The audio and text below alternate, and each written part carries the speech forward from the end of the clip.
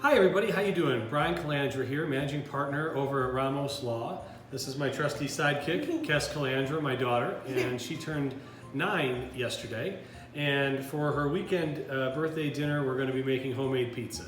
And so I'm going to show you how to do that today. One of the books I use is called Flour, Water, Yeast, and Salt. And today we're going to be making our dough. Now, the key to making these types of doughs, of course, is temperature, because that's going to impact how our dough rises and the overall flavor of our crust.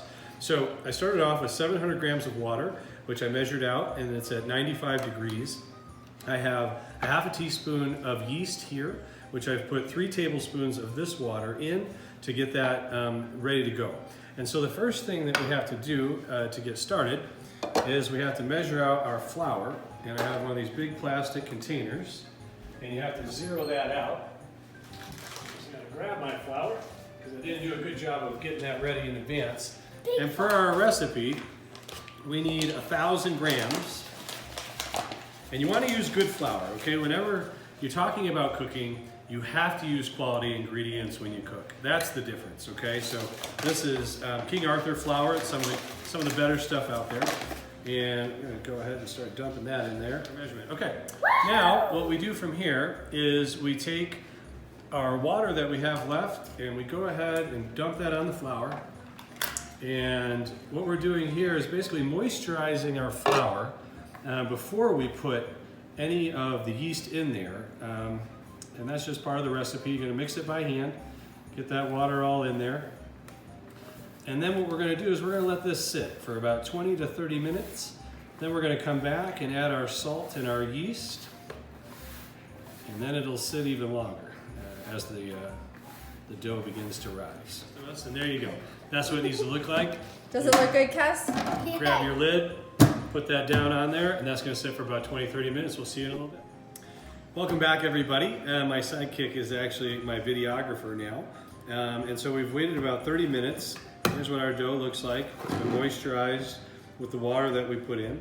And so a couple things. First, I've got 20 grams of salt here that I've measured out. We're going to pour that right on top.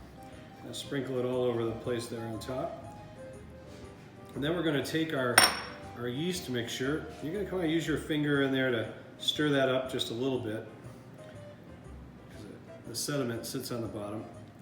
And you're just going to pour that right on top. And then what you can do is you can grab a little piece of the dough and just kind of mop up what's in there and throw that back. Okay, now we're going to start mixing, and this is important because we want to make sure we get a good mix. And so what you're going to do is you're going to grab the bottom of the dough and kind of stretch it a little bit and fold that over onto the top. You're going to want to do that all the way around, and what we're doing is we're folding that salt in and the yeast, and just going to play with it here so that we don't lose any of our ingredients during our mix. You kind of mop up the bottom with the way the yeast got in there, okay?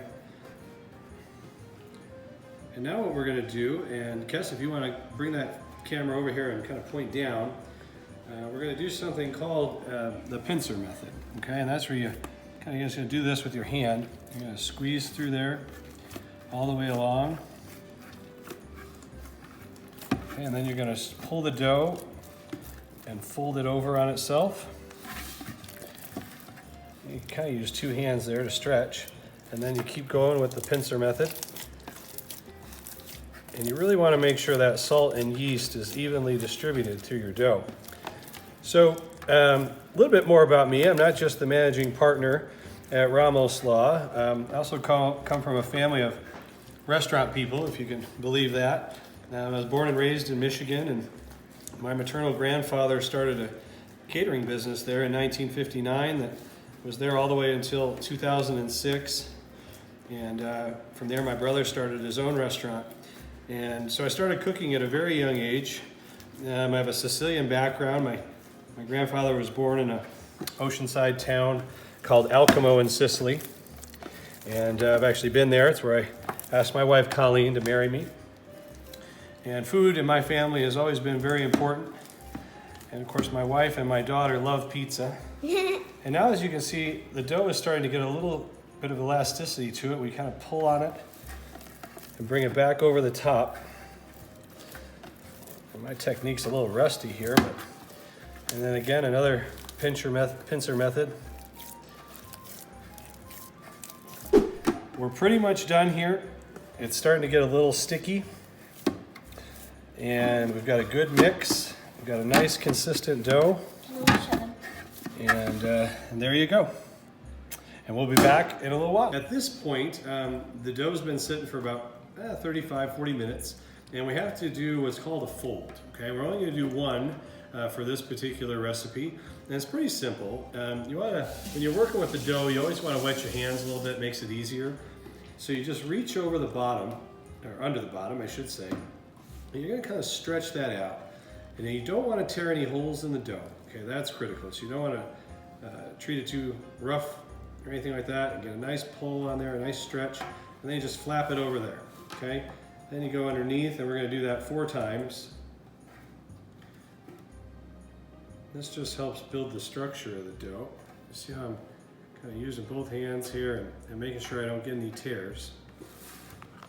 I'm gonna reach under the a little more water on my hand. It really helps with the stickiness. Thank you, Kes. As you can see, we did a real nice job on the mix on this one. Sorry, folks, this is my first ever attempt at doing any kind of cooking show. So bear with me. Then we got one more to do here. You can use both of your hands. And a little more water. Thanks, buddy. As you can see, kind of just reach under there and get a nice pull, stretch that dough. Okay, and now we've done all 4, and then you're going to slide your hand underneath, pick it up, and put it down. Okay, and with this particular dough, we're going to put just a little bit of olive oil in our bucket to make sure that it doesn't stick too bad.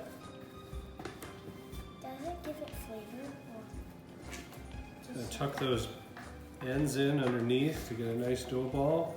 And then we're going to put just a touch right on top. You're going to rub that in with your hand.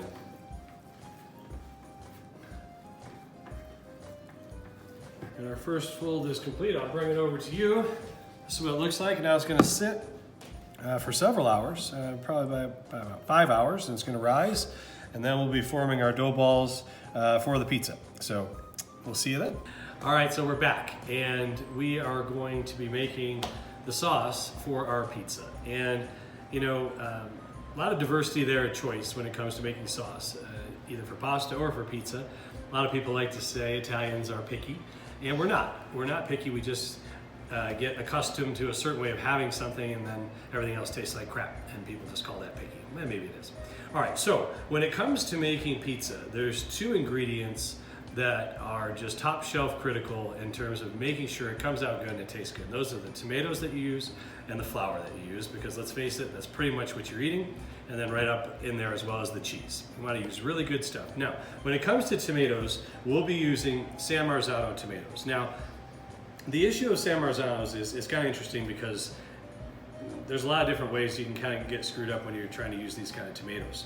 So a true San Marzano tomato obviously comes from Italy, and the first ones commercially grown were in the mid-20s in a small town named San Marzano near Pompeii, and they were grown in the soils of the shadows of Mount Vesuvius. Those of you that know that, it's the volcano that erupted in, I think, 79 AD, I don't know if I have that right, basically covered the town of Pompeii. If you've been there, we have to see those ruins. It's a pretty spectacular sight. So I have 3 cans of tomatoes here, and they all kind of say San Marzano on them, and you might not know the difference, but this one's the key because it has the DOP on it, which is, you know, fancy Italian stuff for saying it's certified Italian grown San Marzano tomatoes. These cost a little bit more. You can have a San Marzano style tomato grown right here in America, and so you have to look at the cans, you have to look at what you're buying, but you are going to pay a premium for these. Now listen, if you think you can go to the grocery store and buy a can of Progresso tomatoes and make any kind of sauce taste good, you're mistaken. If you've been wondering all these years why the sauces you make don't taste good, that's the first place you should look. You're probably not using the right tomatoes. So for this one, we're gonna do a raw sauce Some people like to have their sauce cooked for their pizza. That's kind of a New York style. It's good both ways, and we like it both ways. So I took a can of the DOP stuff, and I had it in my strainer for about 10-15 minutes to get out some of the juice, and then we put it right in here. Here we have a half a teaspoon of salt and about a quarter teaspoon of oregano. Some people are going to want to put fresh garlic in there. I love garlic, but for whatever reason I don't want it right there on my pizza. So we're going to do it without it, and you can imagine what happens next.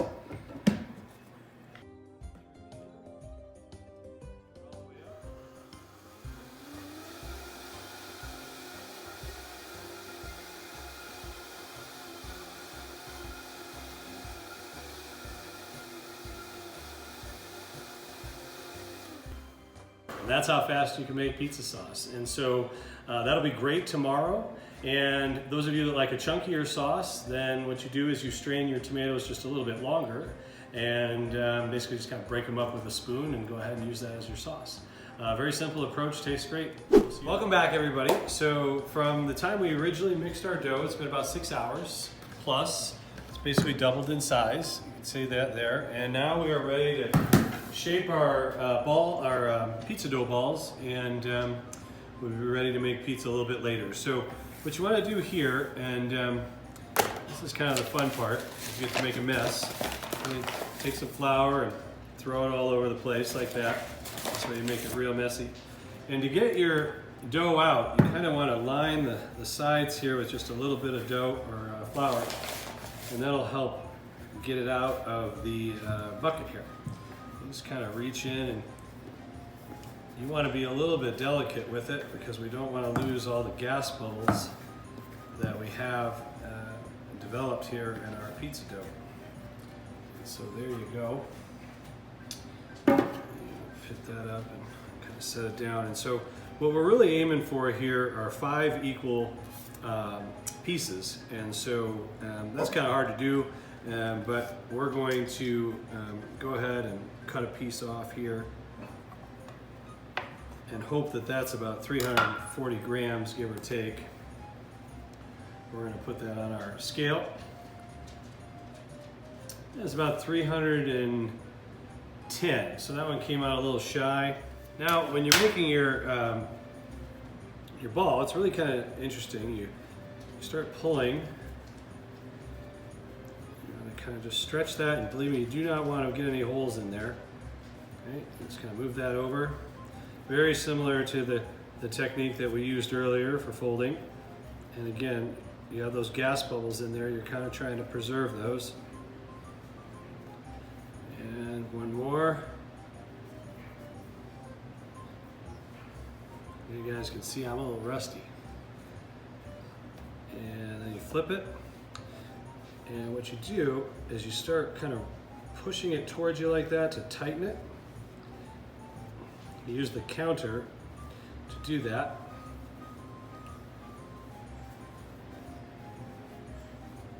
And we have a baking sheet here. You're going to throw a little flour on there so they don't stick.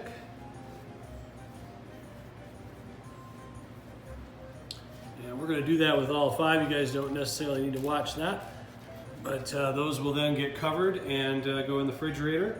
And this dough will last a couple days. And so if you wanted to, you could be making pizza within the hour, but we're going to be making this pizza tomorrow. And so stay tuned. We'll show you how to make the sauce and get these bad boys baked up to eat. Hi everybody. So we're on day 2. Brian Calandra here, the Calandra Bistro at Ramos Law.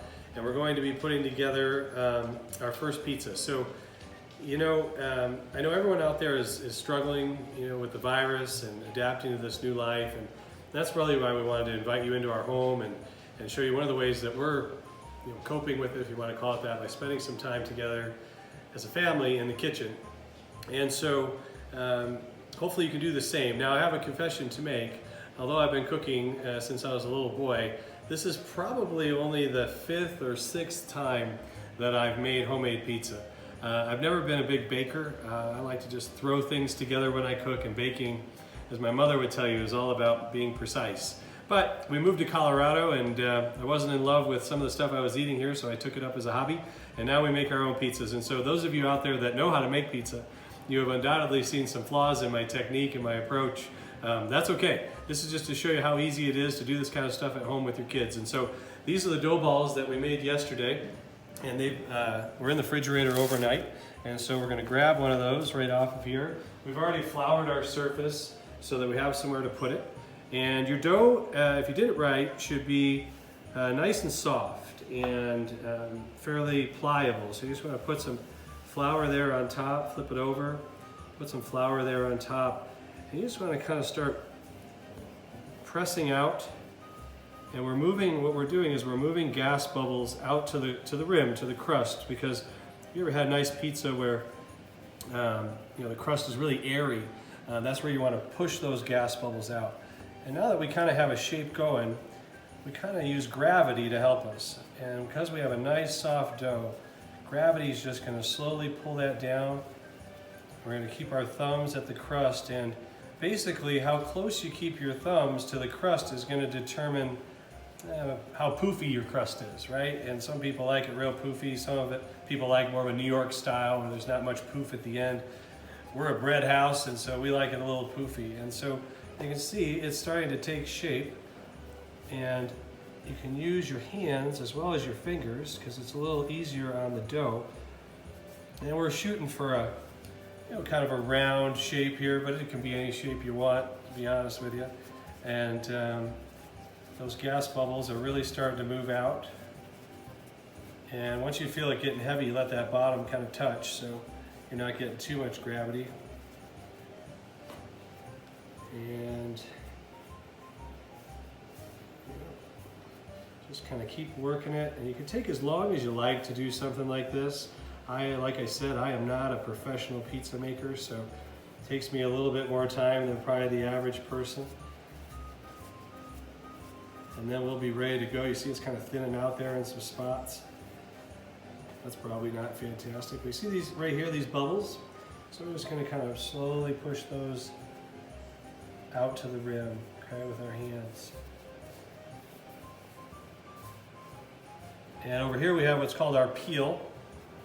And that's what we're going to throw this thing on. That's got flour on it as well, just so it'll slide off real nice onto our pizza stone. And there you go. It's ready to go. Welcome back, everybody. Okay, we're getting closer and closer to eating this darn pizza. And I appreciate you guys watching these videos. It's been a lot of fun putting them together. Obviously, I'm no Emeril Lagasse, but it is fun to have you here in our home and to share this with you. And maybe at least one person out there will go get the ingredients and try it for yourself. And it really is a lot of fun, and wait till you taste it. It's fantastic. So we have our dough. We've got it all set out. And here's the sauce that we made yesterday. Just so you know, I screwed up a little bit on that, and I forgot to put a little olive oil on the sauce, which I added. It's about 1.5 tablespoons. Gives it kind of that shine on the sauce and a little more flavor. It's completely optional. And so one thing about sauce, and when we talk about dressing a pizza, okay, you might be tempted to put a lot of everything on there. All that's going to do is weigh down your dough, make it soggy. You're not going to get a good pizza that way. Those of you that maybe had a meat lovers at some point, where they just pile on all the meats, kind of heavy and soggy. So we don't want to do that. And so it's a less is more approach. And when it comes to the sauce, we're just going to go ahead and put one right there in the middle. And you're just going to want to kind of spread it out there in circular motion. And I'm one that likes to have a little extra sauce on the side when I eat my pizza. And so if you are a person that likes to have a lot of sauce on there, that's something you can do after while you're eating it, rather than putting too much on when you cook. And the truth is, I might even have too much on this right now. Spread it around. Now in terms of cheese, we had to cheat a little bit here because in virus season I can't go to the store and get some of the higher end cheeses, but we have a nice mozzarella here and we have some Parmesan. I like to mix those together, so we're going to start with our mozzarella. And again, if my dad was here, he would tell you to put twice as much as what I'm probably going to put on. But he likes a lot of cheese. And so let's kind of put it on there. And then we're going to top it with a little of the Parmesan, give it a little extra flavor there. And there you go. This one is ready. And right now outside on my grill, we've got a pizza stone in there heating up to about 600 degrees. I like to do these outside. And this is only going to take about 5 minutes to cook once we get it out there. I'll see you there. All right, everybody. So you're out here on the deck, and we're going to get this pizza on the pizza stone. We got the grill up at 600 degrees. That pizza stone's been in there about 30-35 minutes to make sure it's hot all the way around. That's important. You want to make sure that it's heated. And this is going to take about 5 minutes, so we're almost there. Remember, we put the flour on the peel so that it slides off real nice. And all you got to do is get it to the edge. And there it is. Put your lid down. Okay, everybody, welcome back. Moment of truth. We actually let this one go 7 minutes. And it's looking pretty good if anyone wants to take a peek. There it is. And you grab your peel, and this part's actually pretty easy because it's nice and hard on the bottom. I'm going to take a peek at underneath there. You got some of those brown marks. It's looking good. And this one will be ready to eat. All right, everybody, so we're back here with the birthday girl, Calandra. She wanted homemade cheese pizza. We've got it sliced up on our fancy little pizza cutting board here. And all right, birthday girl, give it a taste. Let's see if it's any good. I'm gonna blow on it just in case it's hot. That's a good idea.